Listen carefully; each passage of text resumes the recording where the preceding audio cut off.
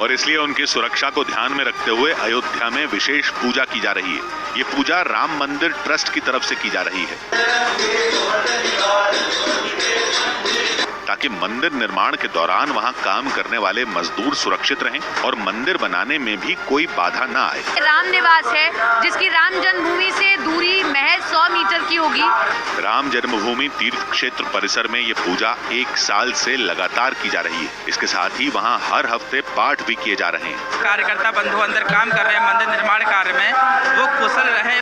बताया गया कि पिछले साल बसंत पंचमी के दिन विशेष पूजा की शुरुआत की गई थी, जो राम मंदिर का निर्माण पूरा होने तक जारी रहेगी। उधर प्राण प्रतिष्ठा के दिन ममता बनर्जी कोलकाता में सद्भावना रैली निकालेंगी।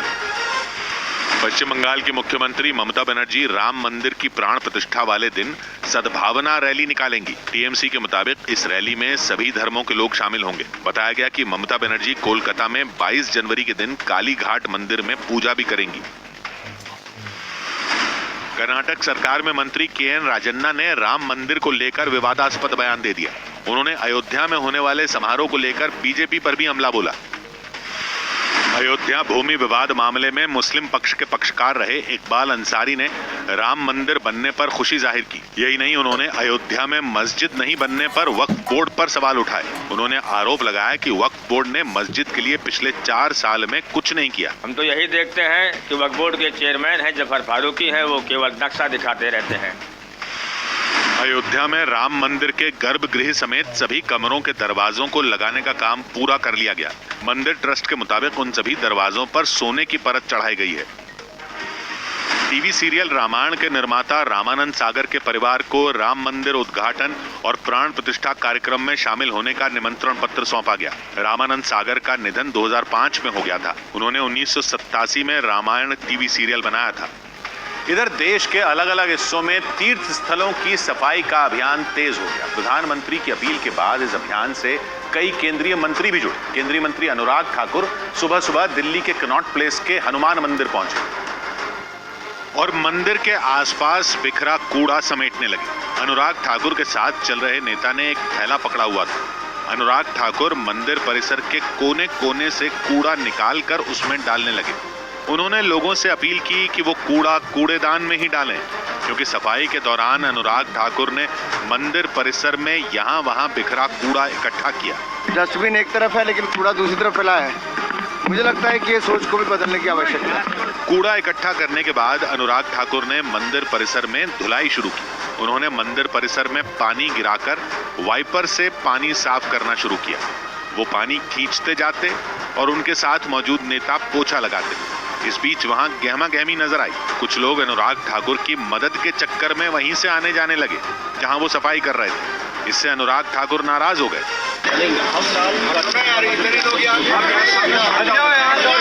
सफाई पूरी करने के बाद अनुराग ठाकुर कनॉट प्लेस के हनुमान मंदिर के अंदर गए और पूजा की। और वो अकेले नेता नहीं है, बल्कि रक्षा मंत्री राजनाथ सिंह भी तीर्थ स्थलों में स्वच्छता अभियान का हिस्सा बने।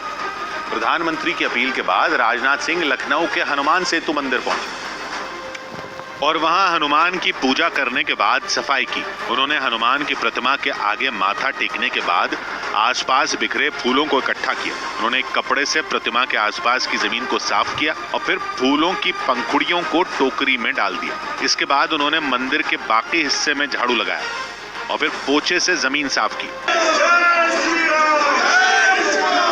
पिछले हफ्ते पीएम ने महाराष्ट्र के नासिक के कालाराम मंदिर से जो अभियान शुरू किया था, वो 22 जनवरी के नजदीक आते आते तेज हो गया और देश के अलग अलग हिस्सों में केंद्र सरकार के मंत्री मंदिरों की सफाई में जुट गए।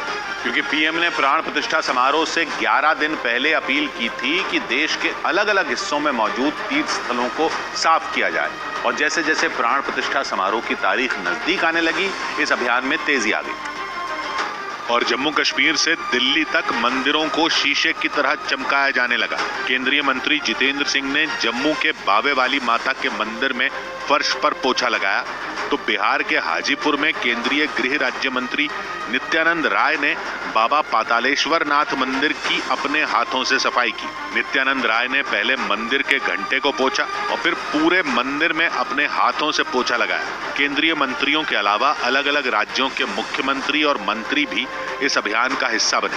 अगरतला में त्रिपुरा के मुख्यमंत्री माणिक साह ने मंदिर में झाड़ू लगाया तो महाराष्ट्र के डिप्टी सीएम ने मुंबई के मुंबा देवी मंदिर को साफ किया। यानी प्राण प्रतिष्ठा समारोह से पहले केवल अयोध्या के ही नहीं, देश के अलग अलग हिस्सों के मंदिर चमकने लगे। इधर रामायण सीरियल में राम का किरदार निभाने वाले अरुण गोविल भी अयोध्या पहुंच गए। टीवी सीरियल रामायण में राम की भूमिका निभाने वाले एक्टर अरुण गोविल अयोध्या पहुंच गए। उनके साथ लक्ष्मण का रोल निभाने वाले सुनील लहरी और माता सीता का किरदार निभाने वाली दीपिका चिखलिया भी अयोध्या पहुंच गई। ये जो राम मंदिर है, ये हमारा राष्ट्र मंदिर साबित होगा। श्री राम जन्मभूमि तीर्थ क्षेत्र ट्रस्ट ने लोगों से एक शॉर्ट फिल्म बनाकर प्राण प्रतिष्ठा से जुड़े अपने विचारों को सोशल मीडिया पर शेयर करने की अपील की। ट्रस्ट ने लोगों से अपील की कि वो अपने वीडियो पर #श्रीराम होमकमिंग का इस्तेमाल करें। अयोध्या में रामलला की प्राण प्रतिष्ठा से पहले सरयू घाट पर दीपोत्सव का आयोजन किया गया। इस दौरान सरयू घाट पर आरती भी की गई, जिसमें हजारों श्रद्धालु शामिल हुए। अयोध्या में ठंड से लोगों को बचाने के लिए अलग अलग इलाकों में हीटर लगाए गए।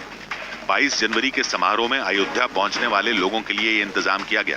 ताप रहा है, अच्छा लग रहा है। आरजेडी के विधायक फतेह बहादुर सिंह ने एक बार फिर हिंदू देवी देवताओं को लेकर विवादास्पद बयान दे दिया। इससे पहले भी उनके कुछ बयानों पर बिहार में सियासी हंगामा हो चुका है।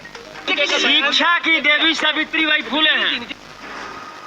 उधर कर्नाटक के मैसूर में मूर्तिकार अरुण योगीराज के परिवार का सम्मान किया गया। मैसूर के अरुण योगीराज ने ही राम मंदिर में प्राण प्रतिष्ठा के लिए भगवान राम की मूर्ति तैयार की है और उसी मूर्ति की प्राण प्रतिष्ठा 22 जनवरी को की जाएगी। मैसूर में अरुण योगीराज के परिवार को फूलों का गुलदस्ता देकर शुभकामनाएं दी गई। उनकी मां ने बताया कि बीते 6 महीने में अरुण ने दिन और रात को भुला दिया था।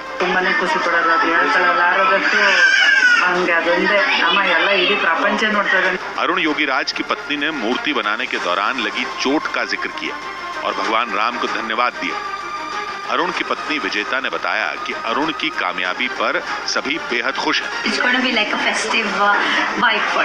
रामलला की बाल रूप मूर्ति बनाने के लिए अरुण योगीराज ने रोजाना करीब 18 घंटे काम किया। उनके परिवार के मुताबिक रोज काम शुरू करने से पहले वो भगवान राम की आरती करते थे और हनुमान चालीसा का पाठ करते थे। क्रिकेटर विराट कोहली भी राम मंदिर प्राण प्रतिष्ठा कार्यक्रम का हिस्सा बनेंगे। क्रिकेटर विराट कोहली और उनकी पत्नी अनुष्का शर्मा को राम मंदिर समारोह का निमंत्रण पत्र सौंपा गया। उन्हें आरएसएस के प्रचारक सुमंत अभिषेकर ने अयोध्या आने का न्योता दिया। विराट कोहली से पहले सचिन तेंदुलकर, महेंद्र सिंह धोनी और हरभजन सिंह समेत कई दूसरे क्रिकेट खिलाड़ियों को भी न्योता मिल चुका है। लखनऊ और अयोध्या के बीच शुक्रवार से हेलीकॉप्टर सेवा की शुरुआत की जाएगी। खबर है कि लखनऊ से अयोध्या के लिए 6 हेलीकॉप्टरों का इंतजाम किया गया है और एक हेलीकॉप्टर की क्षमता 18 यात्रियों को ले जाने की होगी। 3 हेलीकॉप्टर लखनऊ से और 3 हेलीकॉप्टर अयोध्या से जो है उड़ान भरेंगे। जयपुर के एक इंजीनियर ने राम भक्तों के लिए हिंदी में JayShriRam.Bharat के नाम से एक डोमेन बनाया।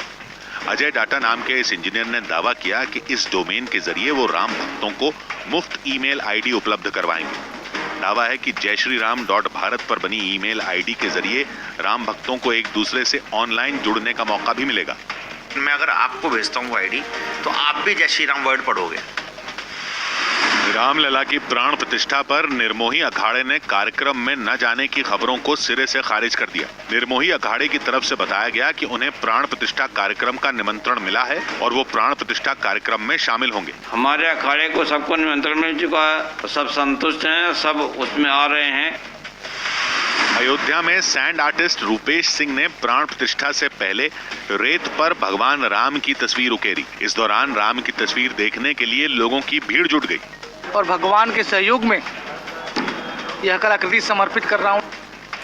इधर दिल्ली के रोहिणी में मुख्यमंत्री अरविंद केजरीवाल ने अपनी पत्नी के साथ सुंदर कांड का पाठ किया। आम आदमी पार्टी ने राज्य के सभी 70 विधानसभा क्षेत्रों में हर महीने के पहले मंगलवार को सुंदर कांड के पाठ का ऐलान करवाने का ऐलान किया है और इसी ऐलान के बाद सुंदर कांड का पाठ करवाने के इस कार्यक्रम की शुरुआत हुई।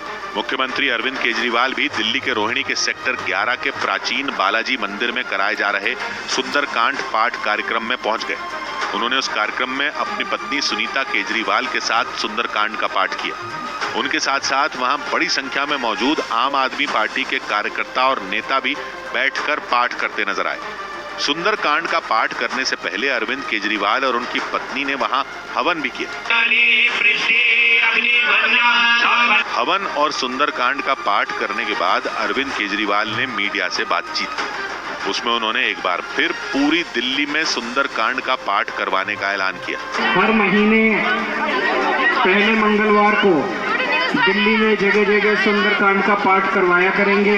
अरविंद केजरीवाल की तरह दिल्ली सरकार में कैबिनेट मंत्री सौरभ भारद्वाज चिराग दिल्ली में आयोजित सुंदरकांड पाठ के कार्यक्रम में शामिल हुए। लेकिन दिल्ली सरकार का यह फैसला असदुद्दीन ओवैसी को रास नहीं आया। उन्होंने आम आदमी पार्टी पर बीजेपी और आरएसएस की राह पर चलने का आरोप लगा दिया। दिल्ली में आम आदमी पार्टी ने सुंदरकांड पाठ की शुरुआत की, लेकिन आम आदमी पार्टी के इस फैसले पर असदुद्दीन ओवैसी